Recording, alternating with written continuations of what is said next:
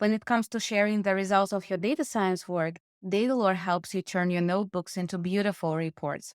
To make your notebook more interactive, you can add sliders, drop-downs, text inputs, metric cells, and chart cells. You can then open Report Builder, select specific cells, and arrange them on the canvas. I've built this report with only Markdown cells, visualizations, and interactive controls, which makes it easy to share your work with non-technical people. However, you can add whatever inputs and outputs you want and publish your report. Sharing these reports is simple. Just publish it and send a link to your stakeholders.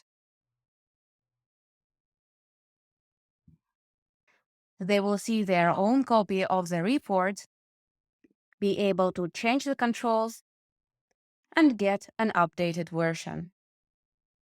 When you have multiple reports in your workspace, you can manage them from the workspace file system. You can also automate the report updates. More on this in our next video about scheduling and computation.